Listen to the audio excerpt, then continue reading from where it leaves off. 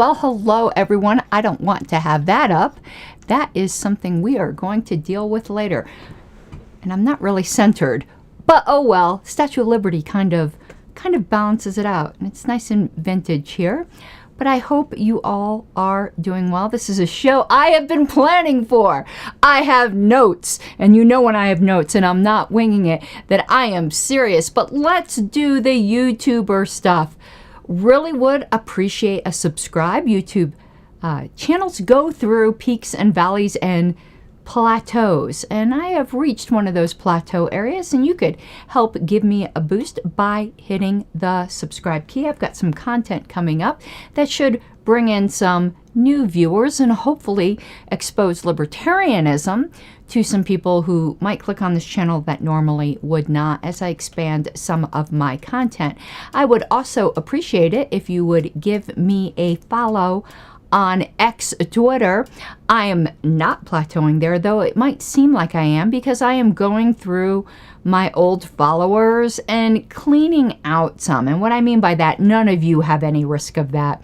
But I have some that are obvious porn spam accounts, or ones that are entirely like in Chinese, whose accounts I couldn't even read if I wanted to. Wow, my stream quality's been lowered because my internet connection's not so great. Okay, sorry if it's a little stuttery. Definitely do not mean that.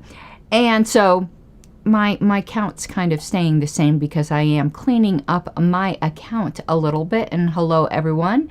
That is right there in chat. And Dave Davis, we will get into the globalism thing, but I will not be mentioning names unless something really is pertinent to who said it. I will not mention names. I will mention a caucus, but I will not mention a name because it's really not important. Caucus agendas are important, however. Now, last but not least, if you could support me on patreon.com/Pink Flame of Liberty, I would really appreciate it. The topic I'm doing tonight is one that I've been asked to do by a lot of party members, and there's not any other channel that you can ask to do this. And if you can't see your way clear to become a patron, if maybe you could throw me a super thanks or a super chat, it would be greatly appreciated. Hopefully by the end you will see that I have spent some time on this. Normally I just get on live streams and wing it, but I did in fact write out quite a few notes on this, as there were things I didn't want to miss, and so many people asked me to address this. So I would truly appreciate support in some manner. Okay, I think we're gonna get right to it. So maybe I will stick comments on the screen. Let's see, that is on the wrong side. Let's put it over here, and that kind of balances out the screen. So I do like that. So let me go to my notes so I don't forget anything. The operative platform or preamble, the preamble is part of the platform. That's a whole other question, by the way, whether the preamble is a platform plank. I could do a whole history show on that. We're not going to deal with that right now. Just know if you ever see me like hesitate to be like, is it part of the platform? Yes, it's definitely part of the platform, but the question is whether it's a platform plank. And if so, what is the amendment threshold? Is it 2/3 or is it just 50%? Put that in your noggin and think about it. It will blow your mind. But the sentence that is in dispute it's the concluding line of the preamble, which is actually a line that I'm really familiar with for different reasons, but we'll get into that.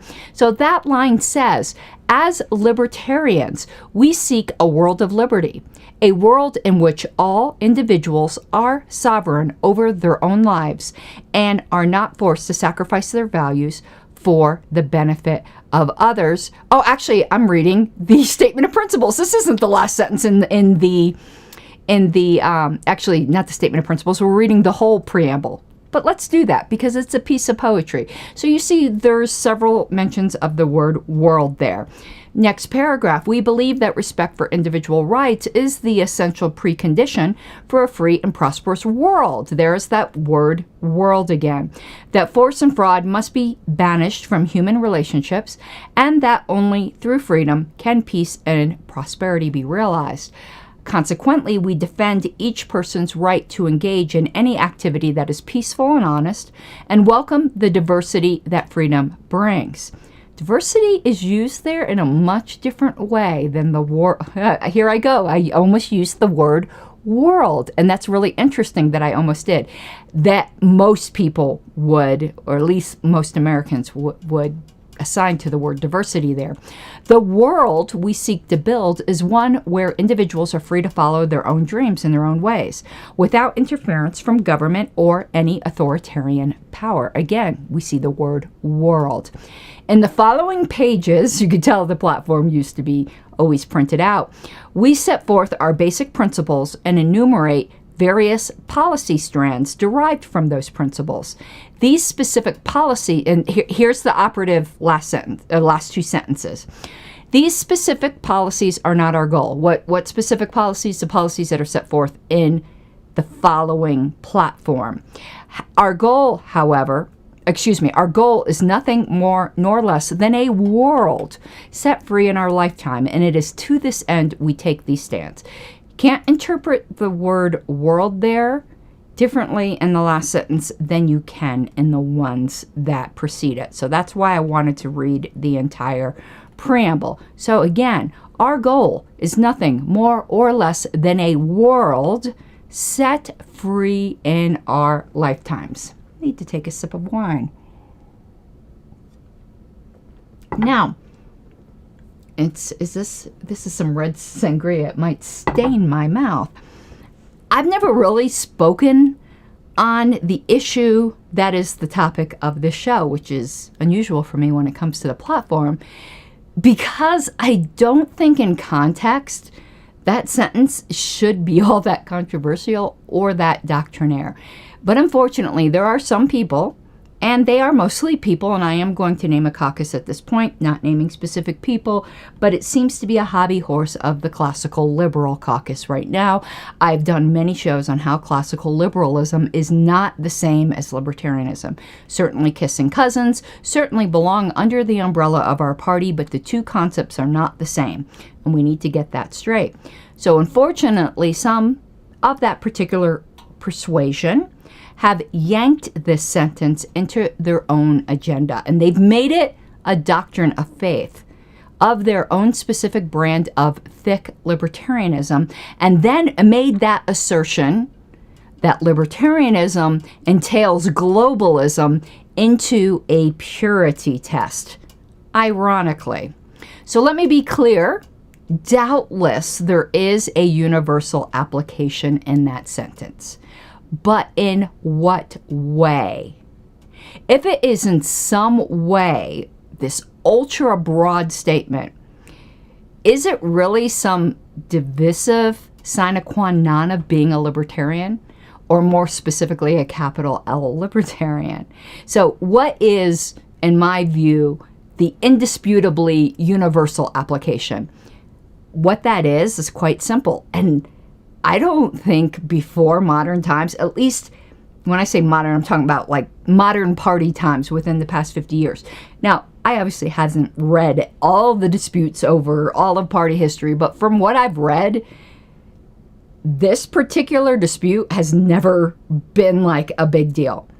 All that sentence and the repetition of the word world means there in its universal application is that we believe rights are for everyone, that human rights are universal.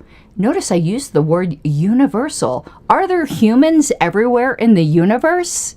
Are we going to be that pedantic about obvious, expansive language that cannot be taken hyper literally?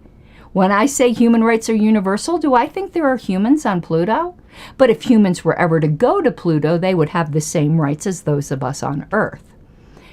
So this is a tempest in a teapot. So let me get this out front. I'm more than willing to be proven wrong on anything I say here through historical documentation. But I find it very difficult to believe that in the 1980s, because the preamble was adopted not in the 70s, but for the 1983 platform, David Nolan, I believe, was platform committee chair at that time. He was certainly involved in the party. Excuse me, I think I need to sneeze. Nope, it's gone away. Excuse me. Woo! So perhaps there's some record that there was of what David Nolan believed this to be, what the 1983 convention thought it to be. I don't have any records of this. And perhaps it went in the black hole of the David Nolan archive that went to the Library of Congress, which I find very difficult to believe was ever his intent to give all of his records to the government. But that's a whole other story. One day I will visit and I will look up this particular issue. But we are a U.S.-based political party. I find it difficult to believe that we had a goal of making the entire literal planet libertarian, and to thus impose some imperative to adopt this systematic global view of this vision on its membership within their lifetimes. That is completely unreasonable. Though I will concede it's equally unreasonable that we'd ever make the country free in our lifetimes. But we as libertarians tend to be a bit enthusiastic. And I think it is pretty clear, even from the 70s on, that there were some people in the party that did think that by now, with us today, that we could have a libertarian culture, that it was possible to set the United States free in our lifetimes. That obviously did not happen, but I do think it is reasonable that was their goal. But do you really think Antarctica was their goal? Do you really think that, just think of the authoritarian regimes that existed in the world, do you really think that they thought that they were going to make the entire planet libertarian within their lifetimes? I think that is a crazy interpretation. Now, there was an older caucus that saw this statement as a call to be part of the larger liberty movement. And I think that is reasonable. That is certainly the way the party has behaved. Why we engage with the International Association of Libertarian Parties, for instance. And what this older caucus saw as one of its points, and you'll tell by the wording what caucus I'm talking about, and it's not the current iteration, it's an older iteration, but they had as one of their points, radical and proud. We see a party that has become too ashamed of its own ideals, a place where idealist is too often treated as a dirty word. We seek a party in which libertarians proudly share a sense of solidarity as radical freedom fighters in a larger movement committed to the vision of worldwide individual liberty expressed in the preamble and statement of principles. Now that is a reasonable interpretation, that these movements that exist, Kumbia, you might want to go to the beginning of the show because I talked about that. Anyway, just looking at comments, that's exactly what I'm dealing with. I am dealing with that statement because that should be up on the screen so everyone can see it. So certainly to see ourselves as part of the larger liberty movement in which the individual movements in their respective countries would be fighting for freedom is completely reasonable. It is not reasonable to think that a U.S. political party on its own, not in collaboration with others, was going to set the world free. So seeing ourselves as part of the larger movement is certainly pretty non-controversial. We should be in solidarity with other libertarian movements. That doesn't mean we don't focus on home, just as those other movements focus on their homes. Now remember, David Nolan in rebuking the LNC in 2009. So if you have some issue with the current LNC, just know that every libertarian before you has had an issue with the LNC and with their state party and with the libertarians sitting next to them. But David Nolan, in rebuking the LNC in 2009, said the most important principle for libertarians is the principle of self-ownership, as set forth in the preamble to our platform and our statement of principles. He didn't say it was a world set free. If that statement was to mean literally the world, the party promptly forgot that as a goal the minute it passed that statement, or did nearly nothing to achieve that goal, or put anything about it in the party purposes in our bylaws. Go read them. Does it talk about anything outside of the United States, except for potentially educational activities? All those people who think the purpose of the party is just to win elections, if you are some of the same people that are hanging your hat on this world set free notion, you've got some cognitive dissonance going on.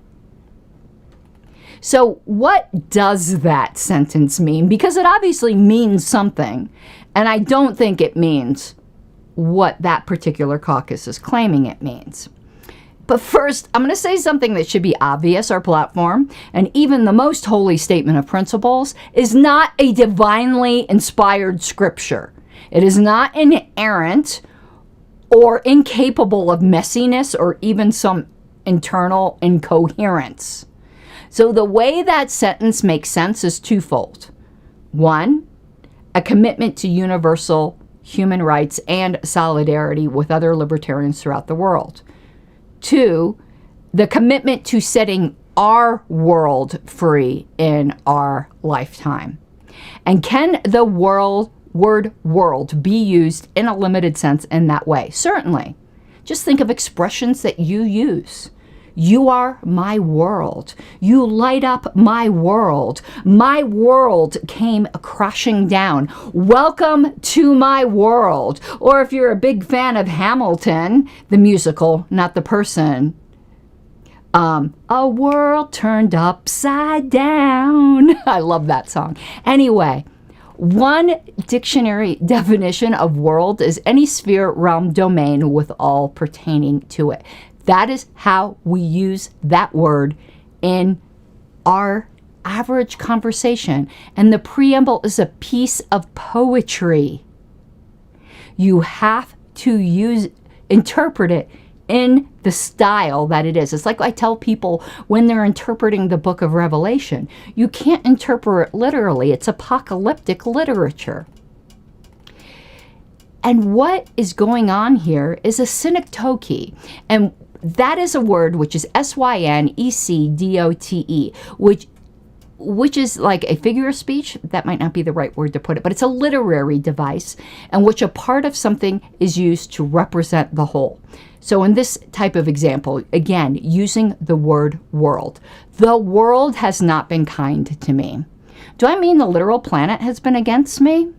It means the world, meaning the people and circumstance that the person saying this, the speaker, has encountered in the broader world. So there are these two meetings, and the sentence in the preamble says, these policies are not our goal. Is that to be understood that our goal is not focused on our own country? Well, yes and no, but that's not the first primary natural reading. The rest of the world remains out there after we clean our own room, to cop a phrase from Jordan Peterson. So the focus and meaning over the years of this passage hasn't had anything to do with globalism or whether the word world means literal planet. You want to know what the purpose of that statement is to signal that the platform is directional, though right now it's kind of a mixture, but it was to communicate to everyone that a statement in the platform does not necessarily have to be the libertarian end goal. Everyone's focusing on the word world when the point of that sentence in the preamble is these specific policies are not our goal. You can substitute in where it says our goal is nothing more or less than a world set free in our lifetime. You can substitute in there our goal is nothing more or less than the statement of principles, because that in the bylaws is what the Libertarian Party is about, in which it revolves around. That sentence in the preamble was to point to the statement of principles as a way to balance the platform wars between the moderates and the radicals. That is historically what that was about. And to try to make it mean something else is abusing that sentence. So what even brought on this whole controversy? So now we are going to look at what I accidentally had on the screen. So I have to take off this screen share for one moment. Whoops. Don't want that. I want to take off the screen share. And here is a Twitter exchange where I've blotted out the names because the names aren't important. So the first thing was an assertion that this particular person makes all the time. To be a libertarian is to be a globalist. Purposely provocative and abusing that sentence. And responder said, no, it absolutely is not. We don't support a one world government. And then someone else came in and said, remind me, does the LP support a world set free in our lifetimes or just the US set free? Well, I've already dealt with that. Globalism is not necessarily a one-world government, but it is a one-world system. In the case of libertarianism, one of respect for individual rights, dignity, respect, consent, and agency. Yes, that is true, but that is not globalism. You did a sleight of hand to say what you've just described is globalism. And yes, libertarianism is one of respect for individual rights, but actually it is not necessarily one of respect. You can respect someone's rights without respecting them.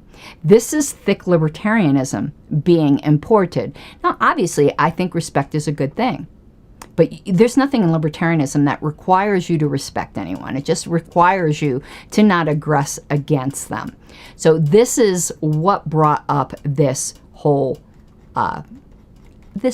hoopla. I'm going to take this off for 1 second. We will be putting your comments back up in a moment. So, being a libertarian does not mean being a globalist with all the implications of that word. And it also does not mean redefining it or playing sleight of hand. That's just stupid, factional, caucus tricks. Globalism is not a one world system in that slippery way that was on that Twitter post. Plus, we don't have a system. We have an axiom that can support many different systems as long as they aren't aggressive. Yes, we believe that axiom applies to all humanity, but come on, that is not a fucking one world system. Excuse my globalist French. That borders on outright dishonesty. And so what I had said is libertarians believe in, and I don't have this quote up, I'm reading it, but it was a Twitter post I made.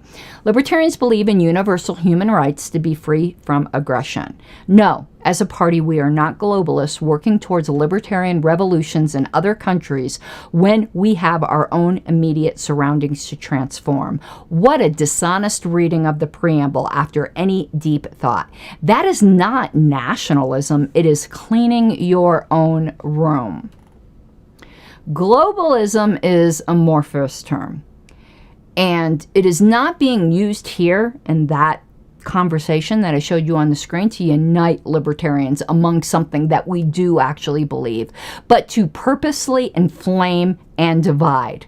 Ironically, to most people, of an actual libertarian and not a mere classically liberal bent, it does smack of one world government or some form of authoritarian control.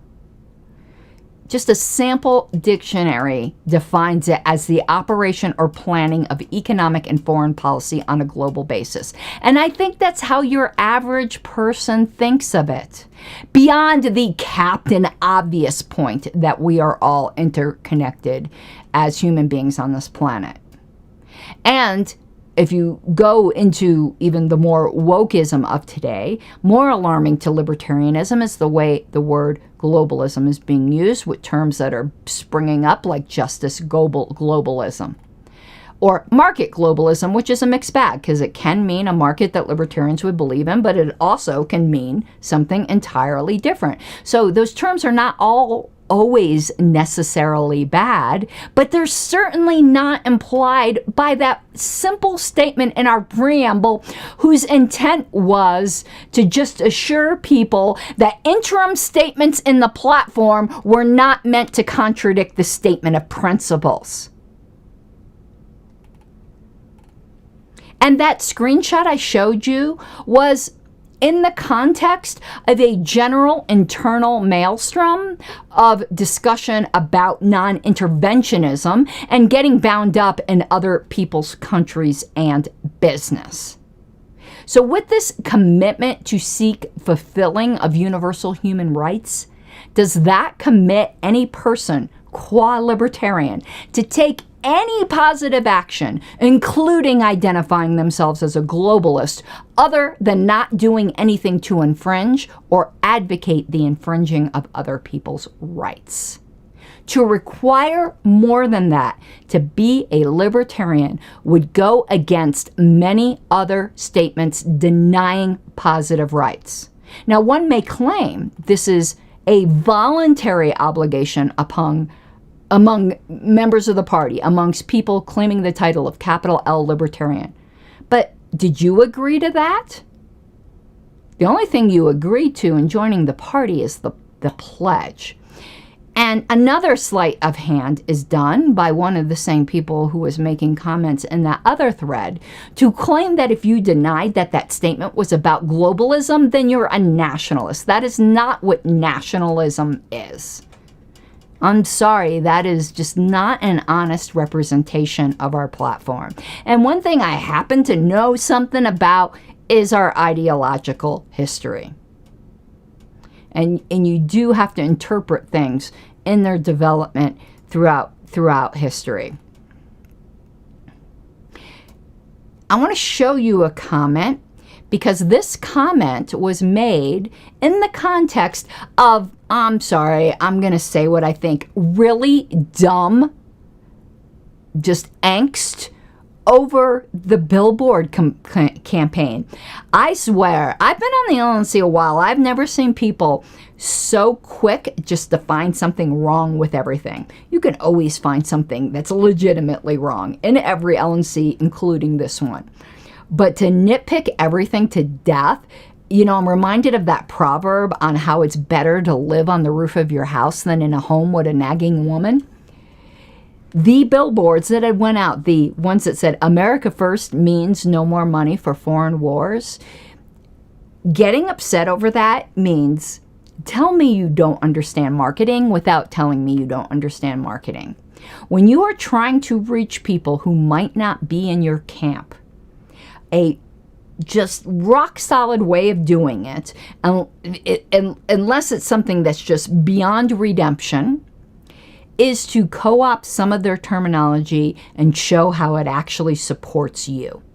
So if we are trying to get Republican war hawks out of office, you have to get the attention of Republicans. Sorry, leftists in the party, we do need to reach Republicans as well as Democrats. And one easy way to do it is to use one of their slogans and show how it actually supports libertarianism. That is not nationalism.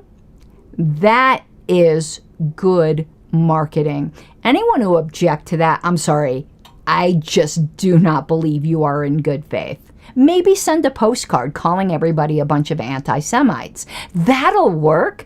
That's really productive. So, in response to those billboards, which is, again, the whole context of this discussion, I'm going to take that down, take this down. This was said: nationalism is inherently and in every form destructive to the individual liberties of a free people. Libertarians are called on explicitly to reject the cult of the omnipotent state, yes, not to join in its worship by adopting and promoting its slogans. Is that the state's slogans? Is it? Where is it say in the statement of principles that we can't take language used by others and show how it actually supports liberty? We use language from the Constitution, which is a statist document. We use language from the Declaration of Independence. We use language all the time that other people do. This is just a complete pile of manure. There is nothing in the LP's use that is statist or worshiping the cult of the omnipotent state. The cult of the omnipotent state wants to be world policeman and send its money overseas, or our money overseas. And we're saying exactly the opposite. Dishonest. Just absolutely dishonest. You can have some other valid criticisms, but it's not nationalistic. The National Party gets the most criticism right now for being open secessionists. I'm sorry, but unless you think we're so stupid to walk into walls face first, you can't be both a secessionist and a nationalist. You want to know what should, if you're going to be a thick libertarian, do you want to know what should be a libertarian value? Charitable interpretations. But it's funny that this respect and dignity and all of this other stuff only goes when it's to support people that you always agree with. Well, that's not how it works, sweethearts. Let's continue. And let me go back to my notes, because I went off on a rabbit trail. So I have to say that that statement comes from a classically liberal prejudice which sees everything collectively. Whether or not they'll admit it or not, collectivism, a very mild form of it, is a feature of classical liberalism. That's why classical liberalism has within it the seeds of its own destruction, and it's not the same as libertarianism. Even if that collectivism is minor compared to the rest of political philosophies. Any form of collectivism cannot reconcile itself with radical autonomic individualism, which is what libertarianism is. So, let me go back here. So that was it in my notes. So no, there is nothing in libertarianism that requires you to be a globalist. What it does require you to believe is that all human beings, no matter where they are born, have the same inherent human rights. That is not globalism whatsoever. And that statement in the preamble did not intend to drag in all of that baggage. The intent of that statement was to ease the wars between radicals and moderates as to the purpose of our platform and its relationship to the statement of principles. And to then use that statement to inflame wars is so perverse. I don't even know what to say. So I hope this show answered some questions. I will be continually researching this as it now has become an interest of mine, and I would welcome your thoughts in the comments. So I hope you all have an awesome night. I should have some interesting shows coming up. I remind you once again, please subscribe if you are not subscribed to this channel. I think I only cursed once. That might be a record for me. And again, all super chats, super thanks, and Patreon subscriptions are always welcome. I hope you have an awesome night. Mi guapas de libertad, no matter where you reside in this planet, globe, earth, whatever. Bye-bye.